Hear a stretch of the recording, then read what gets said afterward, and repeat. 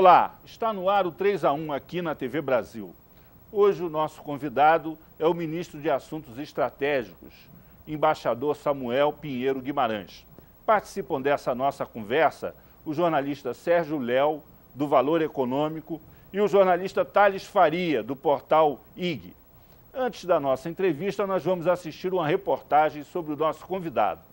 Antes de assumir a Secretaria de Assuntos Estratégicos, o diplomata Samuel Pinheiro Guimarães foi secretário-geral das Relações Exteriores, chefe do Departamento Econômico e diretor do Instituto de Pesquisa de Relações Internacionais do Itamaraty. Advogado e mestre em economia pela Boston University, o embaixador Samuel Pinheiro também é conhecido no meio acadêmico. Foi professor da Universidade de Brasília, da Universidade Federal do Rio de Janeiro, do Instituto Rio Branco e da Fundação Getúlio Vargas. Estudioso dos temas nacionais e conhecido pelas posições nacionalistas, assumiu a Secretaria de Assuntos Estratégicos em outubro deste ano. Sua principal meta é tirar do papel os projetos do seu antecessor, Mangabeira Unger. Um dos projetos prioritários é o Plano da Amazônia. A legalização da posse de terras, por exemplo, já está em andamento em Roraima e no Amapá, apesar de não ter avançado no Pará. Além disso, o governo ainda quer melhorar as estradas e as conexões aéreas entre os estados da região. Ministro, uma das questões mais importantes hoje para a política externa brasileira e para o projeto de desenvolvimento do país é a integração continental e o papel que a Amazônia terá no futuro, não só para o nosso país, como também para o continente e para o mundo. Essa discussão embute quase sempre uma espécie de contencioso com os Estados Unidos, que tem um posicionamento, vamos dizer assim, diferente do Brasil e uma presença militar no continente que começa a preocupar os militares brasileiros e também o governo brasileiro. Como é que o senhor situa no tempo essa questão? Assim, como o Brasil deve encarar essa questão pelos próximos 20, 30, 50 anos? Bem, eu diria que com naturalidade. Vamos encarar com naturalidade, né? Hoje em dia,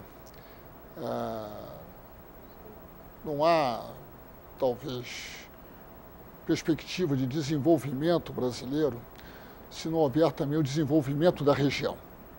Né? É extremamente difícil que um país possa vir a ser próspero, democrático, justo, se estiver cercado por vizinhos que estejam em situação de instabilidade social, econômica, política. Então é do nosso interesse a estabilidade e o progresso econômico dos nossos vizinhos. A base desse esforço de integração é a integração física, porque não podemos... A integração econômica depende da integração física do sistema de transporte, de energia e de comunicações.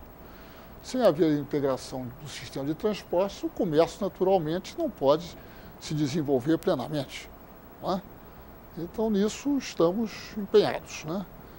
Por outro lado, o esforço também de integração comercial e de redução das assimetrias. Naturalmente, é uma assimetria muito grande, facilmente constatável, entre o Brasil e cada um dos países da América do Sul.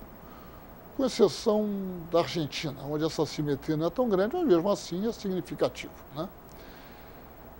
Em termos, naturalmente, essa assimetria somente pode ser reduzida em termos econômicos. Né? Mas nesse plano de integração, há uma presença muito forte, predominante até, de capitais brasileiros, inclusive com financiamento do BNDES, de empresas brasileiras de grande porte, que estão fazendo várias obras, estradas, pontes, metrôs. Isso não aumenta a assimetria? Não, ao contrário, porque na medida em que nós estamos lá participando do processo de construção da infraestrutura, estamos criando as bases, aperfeiçoando, melhorando as bases para o desenvolvimento econômico daquelas regiões. Por exemplo, na construção das rodovias bioceânicas entre o Brasil e o Peru. Toda aquela região do interior do Peru vai poder se desenvolver, né, do ponto de vista econômico, né? Enfim, E isso contribui. Os países estão, certamente, em geral, muito satisfeitos e muito demandantes da cooperação financeira brasileira, né? Agora, ministro, o seu antecessor, uma das prioridades do seu antecessor, um dos trabalhos do seu antecessor foi o Plano Nacional de Defesa, que o ministro Mangabeira elaborou com o ministro da Defesa, Nelson Jobim.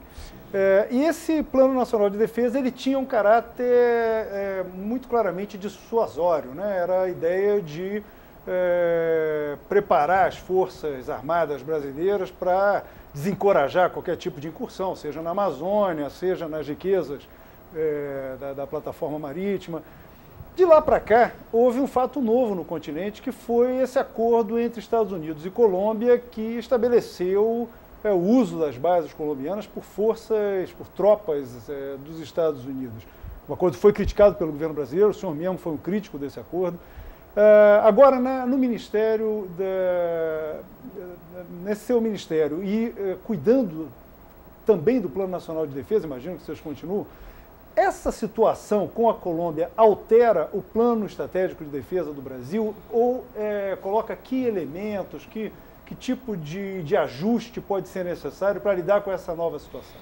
Olha, o que o governo brasileiro tem solicitado ao governo da Colômbia são garantias, ao governo americano, garantias de que o uso das bases por militares americanos, por aviões americanos, se limite ao combate ao narcotráfico, né? Basicamente, né?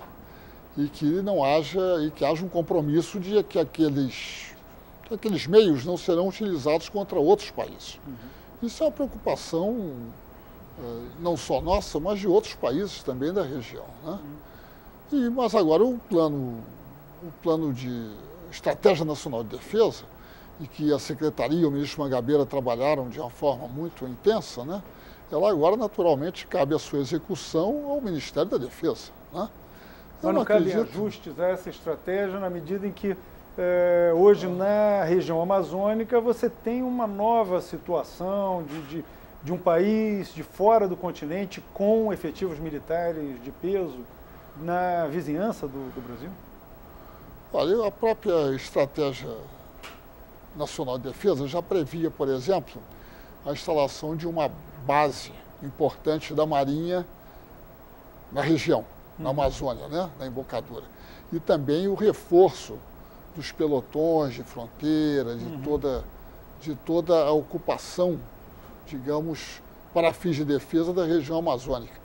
Mas eu pessoalmente acredito de que de nenhuma forma essa situação poderia vir a ser usada de forma antagônica. O senhor partilha... Perdão? Antagônica. Antagônica. O senhor partilha da preocupação de setores do Exército com as reservas indígenas na fronteira, que têm reservas também nos outros países e que podem ser áreas de... Medo que se fomente a criação de uma nação Yanomami, por exemplo, de autonomia para as nações indígenas. Ou, como a gente vê agora na Bolívia. Além da questão das preocupações militares, da área militar com isso, o que o seu ministério pensa, como o seu ministério pensa que deve se lidar com essa questão? Olha, na questão das reservas, dois tipos de reservas. Especialmente das fronteiriças. Das reservas fronteiriças, né? Naturalmente, ali o Estado brasileiro tem pleno acesso para fins de defesa, né? Não há nenhuma restrição, né? Por outro lado, as populações indígenas, tanto quanto eu saiba, são relativamente diminutas, né? Não têm a mesma dimensão do que ocorre em outros países da região, como é o caso da Bolívia, né? Onde são a grande maioria da população, né? Ali são reservas, populações bastante diminutas, né?